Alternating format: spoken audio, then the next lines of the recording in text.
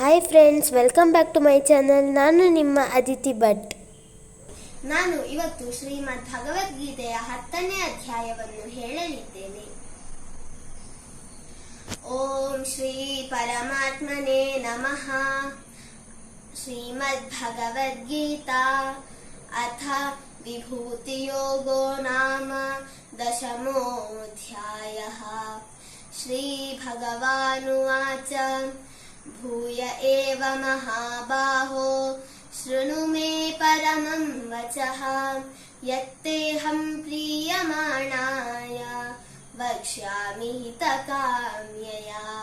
ನ ಮೇ ವಿದುಃ ಸುರಗಣಾಃ ಪ್ರಭವಂ ಮಮ ಹರ್ಷಯಃ ಅಹಮಾದಿರ್ಹಿ ದೇವಾನಾಂ ಮಹರ್ಷೀಣಾಂ ಚ ಸರ್ವಶಃ.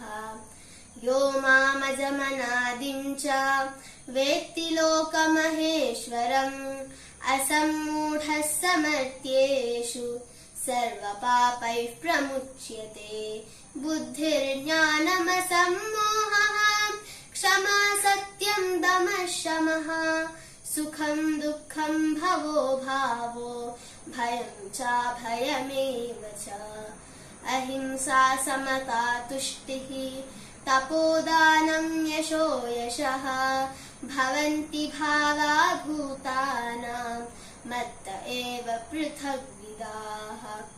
ಮಹರ್ಷಯಃ ಸಪ್ತ ಪೂರ್ವೇ ಚತ್ವಾರೋ ಮನವಸ್ತಥಾ ಮದ್ಭಾವಾ ಮಾನಸಾ ಜಾತಾ ಯೇಷಾಂ ಲೋಕಮಿಮಾ ಪ್ರಜಾಃ. ಏತಾಂ ವಿಭೂತಿಂ ಯೋಗಂ ಚ ಮಮ ಯೋ ವೇತ್ತಿ ತತ್ವತಃ ಸೋವಿಕಂಪೇನ ಯೋಗೇನ ಯುಜ್ಯತೆ ನಾತ್ರ ಸಂಶಯಃ. ಅಹಂ ಸರ್ವಸ್ಯ ಪ್ರಭವೋ ಮತ್ತಃ ಸರ್ವಂ ಪ್ರವರ್ತತೆ ಇತಿ ಮತ್ವಾ ಭಜಂತೆ ಮಾಂ ಬುಧಾ ಭಾವ ಸಮನ್ವಿತಾಃ. ಮಚ್ಚಿತ್ತಾ ಮದ್ಗತಃ ಪ್ರಾಣಾ ಬೋಧಯन्तಃ ಪರಸ್ಪರಂ ಕಥಯन्तಶ್ಚ ಮಾಂ ನಿತ್ಯಂ ತುಷ್ಯಂತಿ ಚ ರಮಂತಿ ಚ. ತೇಷಾಂ ಸತತಯುಕ್ತಾನಾಂ ಭಜತಾಂ ಪ್ರೀತಿಪೂರ್ವಕಂ ದದಾಮಿ ಬುದ್ಧಿಯೋಗಂ ತಂ ಯೇನ ಮಾಮುಪಯಾಂತಿ ತೇ. ತೇಷಾಮೇವಾನುಕಂಪಾರ್ಥಂ ಅಹಮಜ್ಞಾನಜಂ ತಮಃ ನಾಶಯಾಮ್ಯಾತ್ಮಭಾವಸ್ಥೋ ಜ್ಞಾನದೀಪೇನ ಭಾಸ್ವತಾ. ಅರ್ಜುನ ಉವಾಚ ಪರಂ ಬ್ರಹ್ಮ ಪರಂ ಧಾಮ ಪವಿತ್ರಂ ಪರಮಂ ಭವಾನ್ ಪುರುಷಂ ಶಾಶ್ವತಂ ದಿವ್ಯಂ ಆದಿದೇವಮಜಂ ವಿಭುಂ. ಆಹುಸ್ತ್ವಾಂ ಋಷಯಃ ಸರ್ವೇ ದೇವರ್ಷಿರ್ನಾರದಸ್ತಥಾ ಅಸಿತೋ ದೇವಲೋ ವ್ಯಾಸಃ ಸ್ವಯಂ ಚೈವ ಬ್ರವೀಷಿ ಮೇ. ಸರ್ವಮೇತದ್ಋತಂ ಮನ್ಯೇ ಯನ್ಮಾಂ ವದಸಿ ಕೇಶವ ನ ಹಿ ತೇ ಭಗವನ್ ವ್ಯಕ್ತಿಂ ವಿದುರ್ದೇವಾ ನ ದಾನವಾಃ. ಸ್ವಯಮೇವಾತ್ಮನಾತ್ಮಾನಂ ವೇತ್ಥ ತ್ವಂ ಪುರುಷೋತ್ತಮ ಭೂತ ಭಾವನ ಭೂತೇಶ ದೇವದೇವ ಜಗತ್ಪತೆ. ವಕ್ತುಮರ್ಹಸ್ಯ ಶೇಷೇಣ ದಿವ್ಯಾ ಹ್ಯಾತ್ಮವಿಭೂತಯಃ ಯಾಭಿರ್ವಿಭೂತಿಭಿರ್ಲೋಕಾನ್ ಇಮಾಂಸ್ತ್ವಂ ವ್ಯಾಪ್ಯ ತಿಷ್ಠಸಿ. ಕಥಂ ವಿದ್ಯಾಮಹಂ ಯೋಗಿನ್ ತ್ವಾಂ ಸದಾ ಪರಿಚಿಂತಯನ್ ಕೇಷು ಕೇಷು ಚ ಭಾವೇಷು ಚಿಂತ್ಯೋಸಿ ಭಗವನ್ ಮಯಾ. ವಿಸ್ತರೇಣಾತ್ಮನೋ ಯೋಗಂ ವಿಭೂತಿಂ ಚ ಜನಾರ್ದನ ಭೂಯಃ ಕಥಯ ತೃಪ್ತಿರ್ಹಿ ಶೃಣ್ವತೋ ನಾಸ್ತಿ ಮೇ ಮೃತಂ. ಅರ್ಜುನ ಶ್ರೀ ಭಗವಾನುವಾಚ ಹಂತ ತೇ ಕಥಯಿಷ್ಯಾಮಿ ದಿವ್ಯಾ ಹ್ಯಾತ್ಮವಿಭೂತಯಃ ಪ್ರಾಧಾನ್ಯತಃ ಕುರು ಶ್ರೇಷ್ಠ ನಾಸ್ಯಂತೋ ವಿಸ್ತರಸ್ಯ ಮೇ.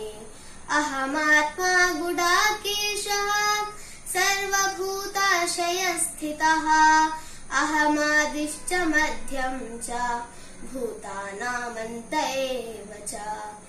ಆದಿ आदित्यानामहं विष्णुः ज्योतिषां रविरंशुमान् मरीचिर्मरुतामस्मि नक्षत्राणामहं शशि वेदानां सामवेदोऽस्मि देवानामस्मि वासवः इन्द्रियाणां मनश्चास्मि भूतानामस्मि चेतना रुद्राणां शङ्करश्चास्मि वित्तेशो यक्षरक्षसां वसूनां पावकश्चास्मि मेरुशिखरिणामहम्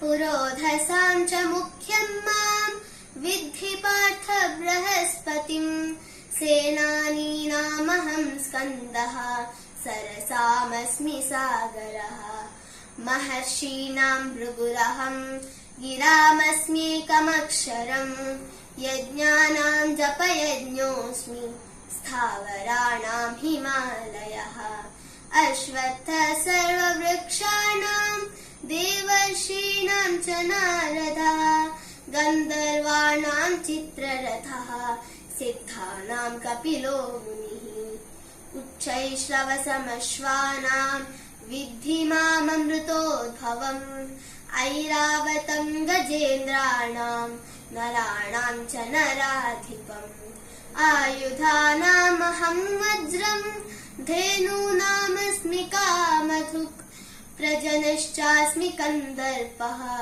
सर्पाणामस्मि वासुकी अनन्तश्चास्मि नागानां वरुणो यादसामहं पितॄणामर्यमा चास्मि यमः संयमतामहम् प्रह्लादश्चास्मि दैत्यानां कालः कलयतामहम् मृगाणां च मृगेन्द्रोऽहम् वैनतेयश्च पक्षिणां पवनः पवतामस्मि रामः शस्त्रभृतामहम् झषाणां मकरश्चास्मि स्रोतसामस्मि जाह्नवी सर्गाणामादिरन्तश्च मध्यं चैवाहमर्जुन अध्यात्मविद्या विद्यानां वादः प्रवदतामहम् अक्षराणामकारोऽस्मि द्वन्द्वः सामासिकस्य च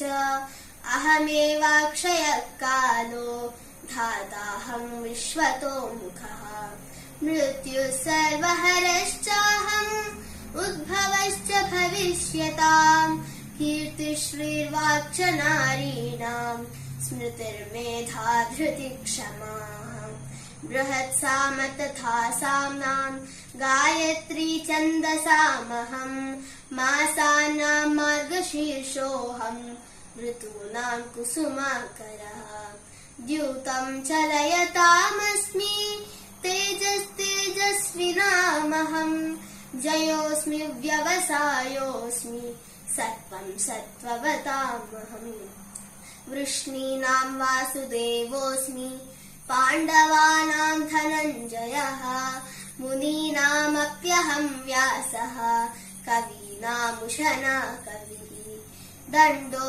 दमयतामस्मि नीतिरस्मि जिगीषतां मौनं चैवास्मि गुह्यानां ज्ञानं ज्ञानवतामहम् यच्चापि सर्वभूतानां बीजं तदहमर्जुन न तदस्ति विना यत् स्यात् मया भूतं चराचरम् नान्तोऽस्ति मम दिव्यानां विभूतीनां परन्तप एष तु देशतः प्रोक्तो विभूतेर्विस्तरो मया यद्यद्विभूतिमत्सत्त्वं श्रीमदूर्जितमेव वा तत्तदेवावगच्छत्वं मम तेजोंशसम्भवम् अथवा बहुनैतेन किञ्ज्ञातेन तवार्जुन निष्टभ्याहमिदं कृत्स्नम् एकांशेन स्थितो जगत् ॐ तत्सदिति श्रीमद्भगवद्गीतासु उपनिषत्सु ब्रह्मविद्यायां योगशास्त्रे श्रीकृष्णार्जुनसंवादे विभूतियोगो नाम 10मोऽध्यायः। ಓಂ ಶ್ರೀ ಕೃಷ್ಣಾರ್ಪಣಮಸ್ತು. ಧನ್ಯವಾದಗಳು. ಈ ವಿಡಿಯೋ ನಿಮಗೆ ಇಷ್ಟ ಆದರೆ ಲೈಕ್ ಮಾಡಿ, ಶೇರ್ ಮಾಡಿ, ಹಾಗೂ ಯಾರೆಲ್ಲ ನನ್ನ ಚಾನಲನ್ನು ಸಬ್ಸ್ಕ್ರೈಬ್ ಆಗದೆ ನೋಡ್ತಿದ್ದೀರಾ ಅವರು ದಯವಿಟ್ಟು ಸಬ್ಸ್ಕ್ರೈಬ್ ಮಾಡಿ ನೋಡಿ. ಮತ್ತೊಂದು ವಿಡಿಯೋದೊಂದಿಗೆ ಮತ್ತೆ ಸಿಗುವ. ಅಲ್ಲಿವರೆಗೂ ಬಾಯ್ ಬಾಯ್.